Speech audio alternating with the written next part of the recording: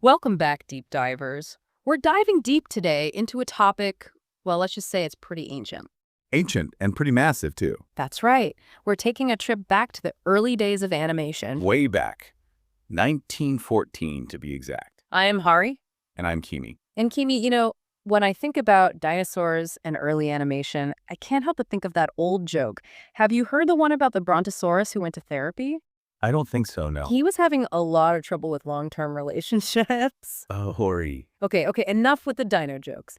Today we're looking at a real pioneer in animation, Gertie the Dinosaur, a 1914 film by Winsor McCay. And Gertie wasn't just some forgotten relic of early film either. This was a groundbreaking moment, a film that really helped shape what animation would become. Absolutely. And for this deep dive, we've got a great collection of sources to draw from. We've got the original film itself, of A course. silent film, but oh, so expressive. We've got a promotional poster from back in the day, which is amazing to look at and see how they tried to draw people in.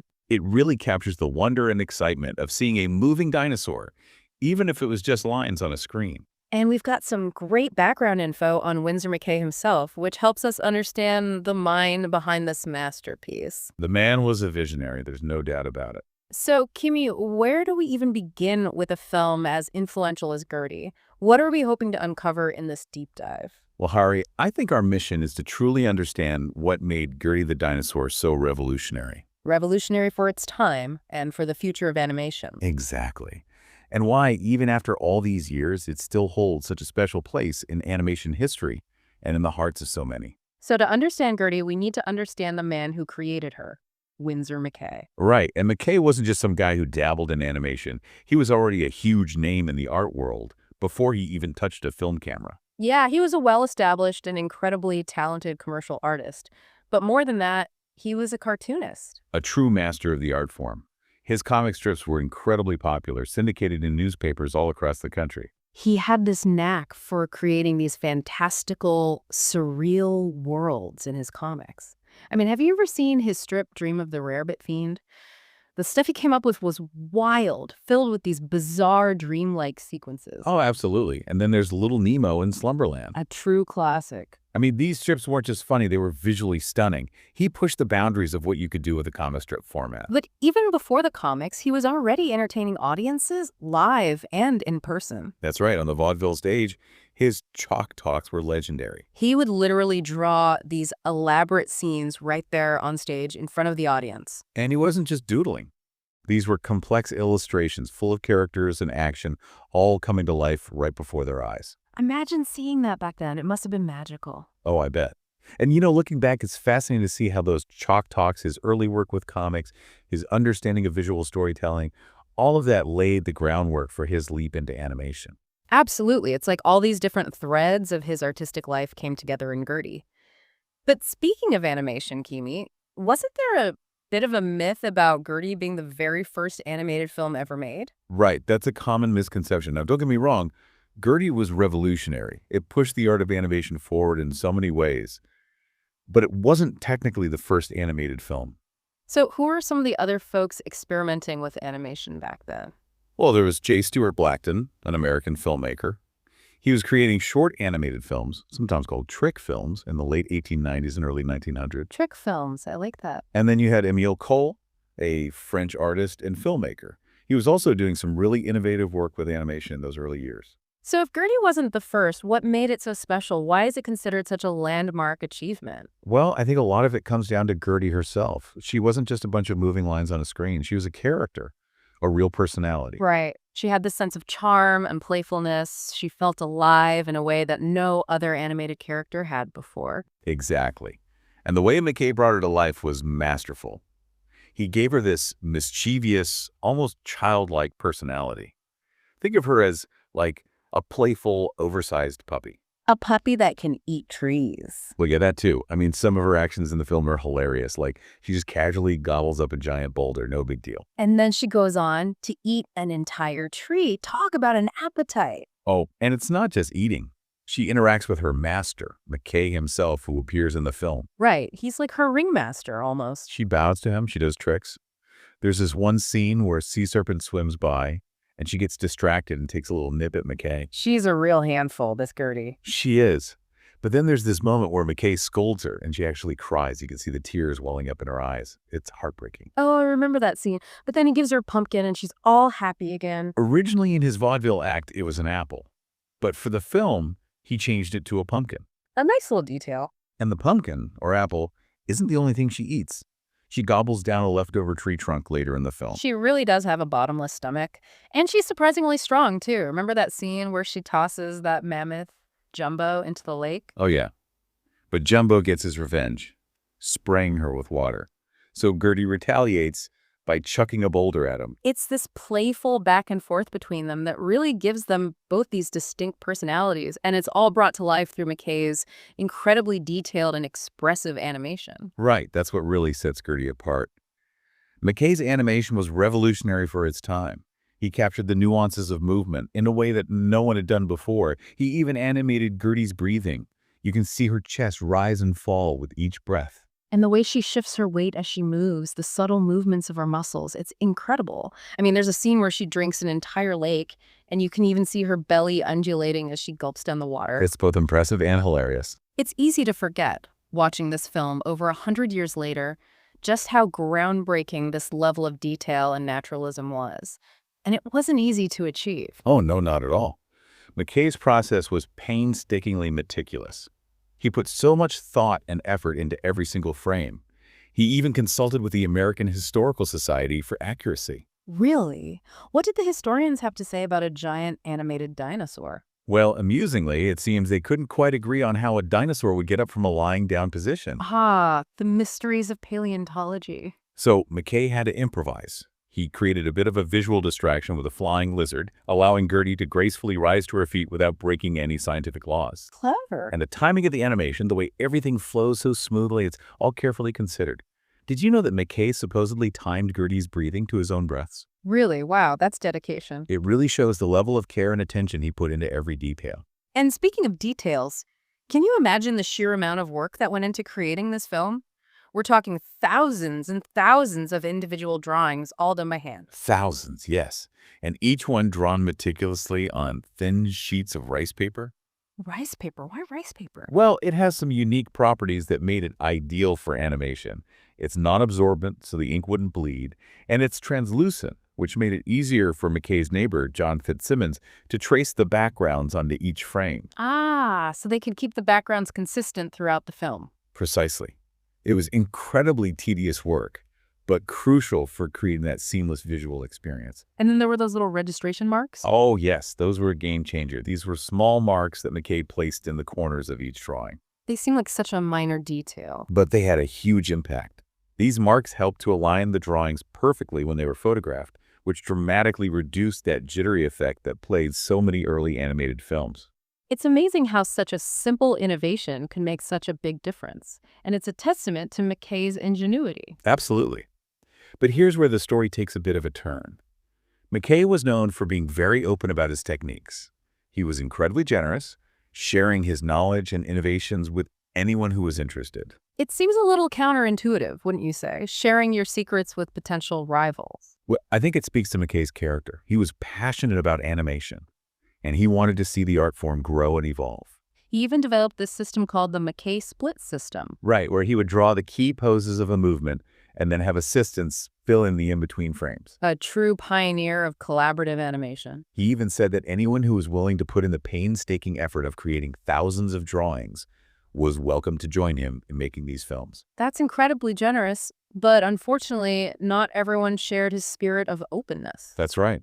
Another early animator, John Randolph Bray, visited McCay's studio during the production of Gertie.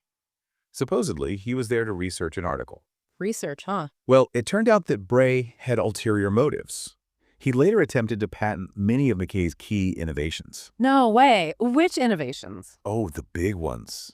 The registration marks, the use of tracing paper. He basically tried to claim them as his own. Wow, that's pretty low. Thankfully, his attempts to secure the patents were unsuccessful. Talk about adding insult to injury. And some people believe that Bray may have even been involved with a less skillfully made, perhaps even plagiarized version of Gertie that came out a few years later. So not only did he try to steal McCay's ideas, but he may have also ripped off his entire film.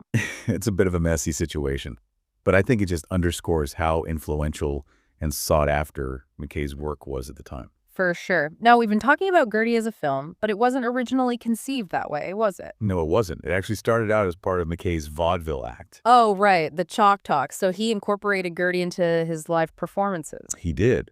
The film premiered in early 1914 as the grand finale of his act. Wow, so the audience got to see him perform live and then see his animated dinosaur come to life on screen. It was a real spectacle. And McCay was a showman. He knew how to work a crowd. So how did the Gertie part of the act work? Well, he would stand on stage next to the screen. He would use a whip as a prop, as if he were commanding Gertie's actions. I bet that got some gasps from the audience. Oh, definitely. And he even incorporated some clever allusions into the act. Like he would pretend to toss an apple towards the screen. And Gertie would eat it. Exactly. Right. Of course, McCay was palming the apple the whole time. True magician. And then, for the grand finale, McCay would disappear from the stage. Gone. Vanished. And then, suddenly, he would reappear in the animated film itself. No way. How did he pull that off? It was a clever illusion, of course. Mm. But to the audience, it must have seemed like pure magic. So what would happen in the film? Well, Gertie would gently lift him onto her back, Talk about an entrance. and then they would walk off screen together, with the animated McCay waving goodbye to the audience. So a blend of live action and animation, all in one act. That's incredible. It must have been mind-blowing for the audiences of that time. But eventually, McCay had to move Gertie from the stage to the screen, right? He did. Apparently, his vaudeville success wasn't sitting too well with his boss at the New York American newspaper, William Randolph Hearst. Oh, right, the media mogul. Hearst felt that McCay's performances were taking him away from his newspaper work. So he had to choose between the stage and the newspaper. It seemed so.